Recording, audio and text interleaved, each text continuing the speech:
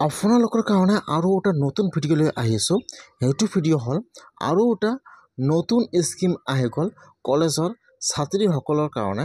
যদি আপোনালোকে এইবাৰ মেট্ৰিক পাছ কৰিছে আৰু আপোনালোকে এইবাৰ হায়াৰ ছেকেণ্ডেৰী ফাৰ্ষ্ট ইয়াৰত এডমিশ্যন লৈছে, তেনেহ'লে আপোনালোকে প্ৰতি মাহে 2500কৈ ডাইৰেক্ট একাউণ্টত লাভ কৰিব। আৰু এটা নতুন স্কিম আহি গ'ল, সেইটো স্কিমৰ নাম হৈছে নিযুত মইনা স্কিম।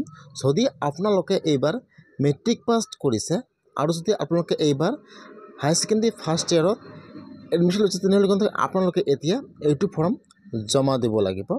যদি আপোনালোকে এইটো ফৰ্ম জমা দিয়ে, তেনেহ'লে আপোনালোকে প্ৰতি মাহে 2500কৈ লাভ কৰিব। কেনেকৈ আপোনালোকে এইটো ফৰ্ম লাভ কৰিব, এতিয়া আপোনালোকে ফৰ্মটো ক'ত পাব, কেনেকৈ ফিল আপ কৰিব লাগিব আৰু ইয়াৰ লগত আপোনাৰ ডকুমেণ্ট কি জমা দিব লাগিব, মই আজি এইটো ভিডিঅ'ত আপোনালোকক সম্পূৰ্ণ প্ৰচেছ জনাই দি আছোঁ। ফাৰ্ষ্ট চাব, ইয়াত দিয়া আছে মুখিয়া মন্ত্ৰী নিযুত মইনা স্কিম। ইয়াত চাব দিয়া আছে application form for HS first year, মানে হায়াৰ ছেকেণ্ডেৰী ফাৰ্ষ্ট ইয়াৰ। আপোনালোকে ফাৰ্ষ্ট ফৰ্মটো কেনেকৈ ফিল আপ কৰিব ফাৰ্ষ্ট সেইটো জানি লওক। তাৰপিছত আপোনালোকে ফৰ্মটো ক'ত পাব সেইটোও দেখুৱাই দি আছোঁ। ফাৰ্ষ্ট চাব দিয়া আছে ARN নম্বৰ। যেতিয়া আপোনালোকে অনলাইনত ফাৰ্ষ্ট ইয়াৰৰ কাৰণে এপ্লাই কৰিছিল, যিটো ইয়াত ARN নম্বৰ আছে সেইটো ইয়াত বহাই দিব। তলত চাব দিয়া আছে পাৰ্চনেল ডিটেইলছ। ইয়াত চাব দিয়া আছে নেম অফ ষ্টুডেণ্ট। এতিয়া ইয়াত আপোনাৰ ফুল নামটো বহাই দিব। আৰু ইয়াত চাব দিয়া আছে মেৰিট ষ্টেটাছ, আপোনালোকে মেৰিট নে আনমেৰিট হয় সেইটো ইয়াত বক্স দুটা দিয়া আছে। আপোনালোকে এই দুটা বক্সত যিকোনো এটাত টিক মাৰ্ক দি দিব। তাৰপিছত ইয়াত আপোনাৰ ডেট অফ বাৰ্থটো বহাই দিব, ইয়াত গাৰ্জিয়ান নেমটো বহাই দিব। তাৰপিছত যিটো আপোনাৰ ৰিজন বা যিটো আপোনাৰ ধৰ্ম হয় ইয়াত বহাই দিব। তাৰপিছত ইয়াত আপোনাৰ মোবাইল নম্বৰটো বহাই দিব।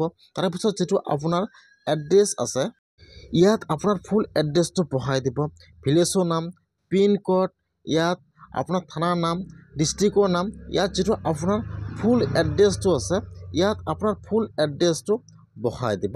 তাৰপিছত যিটো আপোনাৰ আধাৰ কাৰ্ড নম্বৰ আছে ইয়াত আপোনাৰ আধাৰ কাৰ্ড নম্বৰটো বহাই দিব।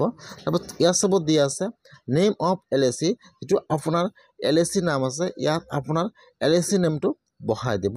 ইয়াত আপোনাৰ ফুল এড্ৰেছটো ভালকৈ চাই বহাই দিব। তাৰপিছত ইয়াত আহি যাব এডুকেশ্যন ডিটেইলছ। এতিয়া আপোনালোকে কি পাছ কৰিছে ইয়াত বহাই দিব লাগিব।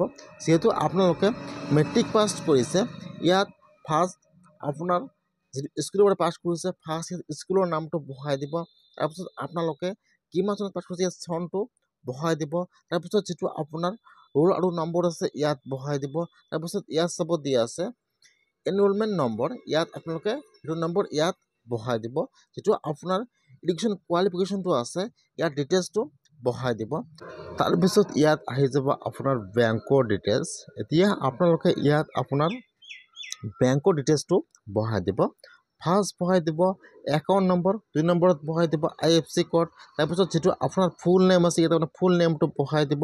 তাৰপিছত ইয়াত আপোনাৰ বেংকৰ নামটো বহাই দিব আৰু ইয়াত ব্ৰাঞ্চৰ নামটো বহাই দিব।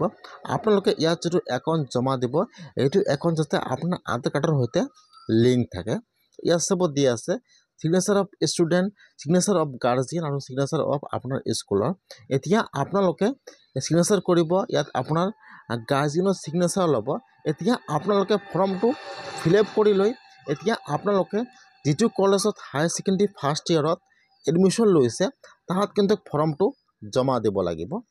এতিয়া আপোনালোকে ফৰ্মটো ক'ত পাব, এতিয়া যিটো আপোনাৰ কলেজত আপোনালোকে ফাৰ্ষ্ট ইয়াৰত এডমিশ্যন লৈছে তাত গ'লে কিন্তু আপোনালোকে ফৰ্মটো পাই যাব। যদি আপোনাৰ কলেজৰ পৰা নকয় যে আপোনাৰ এইটো স্কিম আহিছে, তেনেহ'লে আপোনালোকৰ সুবিধাৰ কাৰণে মই ফৰ্মৰ লিংকটো মোৰ ডেছক্ৰিপশ্যনত দি দিছোঁ। আপোনালোকে তাৰ পৰা ফৰ্মটো ডাউনলোড কৰি লৈ ফিল আপ কৰি আপোনালোকে আপোনাৰ কলেজত যাই জমা দিয়ক। নহ'লে কিন্তু আপোনালোকে প্ৰতি মাহে 2500কৈ লাভ নকৰিব। সেইকাৰণে আপোনালোকে অতি সোনকালে আপোনাৰ কলেজত যাই খবৰ লওক যে নিযুত মইনা স্কিমটো আহিছে নেকি। যদি আহিছে তেনেহ'লে আপোনালোকে জমা কৰক অতি সোনকালে। কিন্তু এটি ফৰ্ম এপ্লিকেশ্যন আৰম্ভ হৈ গৈছে, আপোনালোকে আপোনাৰ কলেজত যাই ফৰ্মটো ফিল আপ কৰি জমা দিয়ক, নহ'লে কিন্তু আপোনালোকে লাভ নকৰে।